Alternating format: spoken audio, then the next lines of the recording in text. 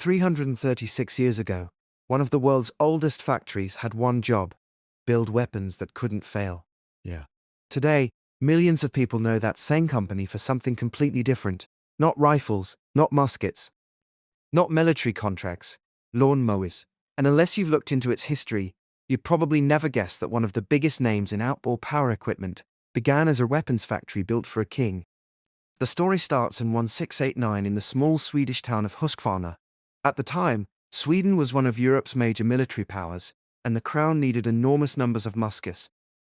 To meet that demand, a factory was built beside powerful rapids, whose flowing water drove massive forging hammers long before electricity existed. Those rivers became the factory's first source of power. Every musket barrel had to survive an explosive blast every single time it was fired.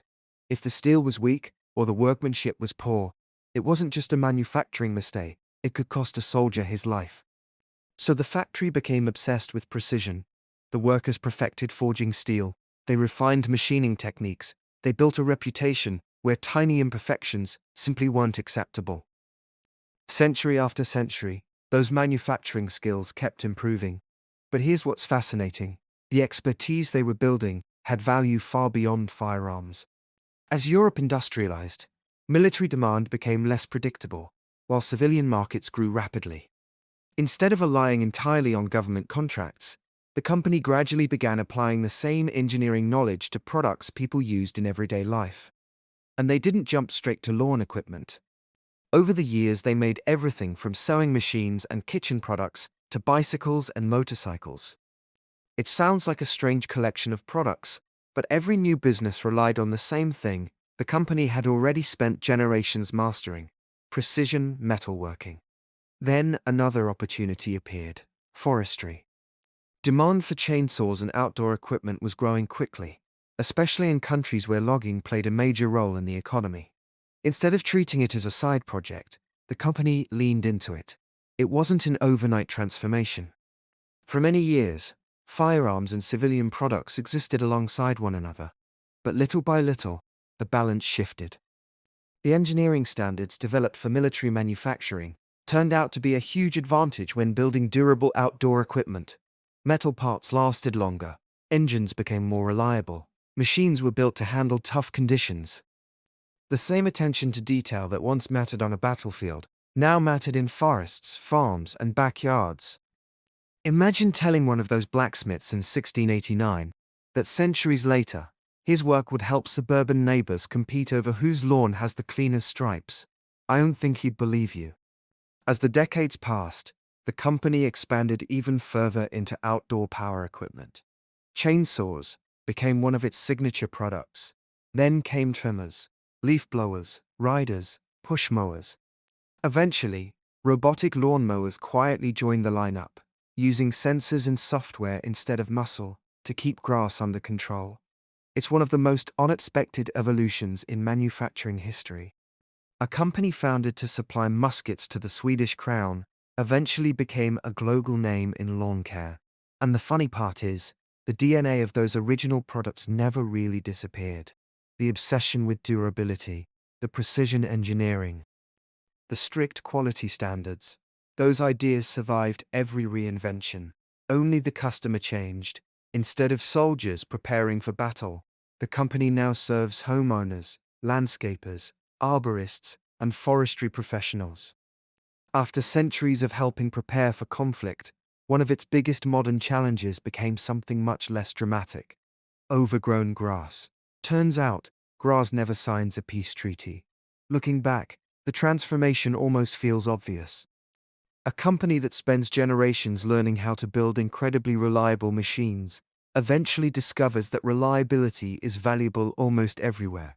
That's why this story isn't really about lawnmowers, it's about adaptation. Some companies disappear when the world changes. Others keep reinventing themselves until people forget where they started. And that's exactly what happened here.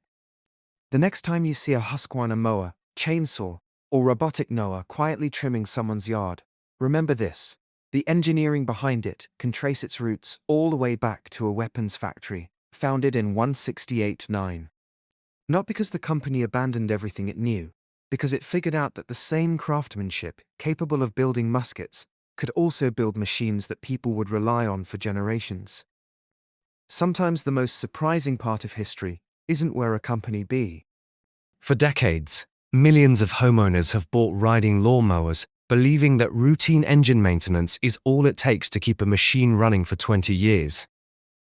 But behind closed doors in corporate engineering labs, manufacturers made a deliberate design choice that ensures your machine hits a hard expiration date, right around the 300-hour mark. That weak point isn't under the hood. It sits hidden right beneath your seat, the integrated hydrostatic transaxle. If you look at older garden tractors from the 1980s and 90s, heavy-duty transmissions were built with external maintenance ports, drain plugs, and heavy fluid reservoirs. They were designed to last generations because owners could flush out metal debris, replace the oil, and keep internal pressures stable. But modern equipment changed the business model. By replacing serviceable units with sealed hydrostatic transaxles, units labeled and treated as entirely non-serviceable, manufacturers created a ticking clock. As the mower operates, microscopic friction creates aluminum wear debris inside the sealed housing. At the same time, the specialized hydraulic fluid breaks down under intense operating heat, losing its viscosity and lubrication properties. Because the system is permanently sealed shut with no factory drain plug, that contaminated oil has nowhere to go.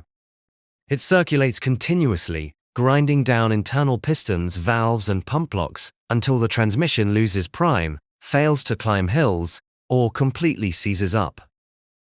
When a homeowner takes a dead mower to a dealership, they aren't told that a simple $30 fluid could have saved it. Instead, they are handed a quote for a brand new transmission assembly, costing upwards of $1,200, or worse, told to scrap the entire machine and buy a replacement. It's an engineered lifespan disguised as convenience, a system designed to fail, right on schedule, so the hardware cycle never stops turning.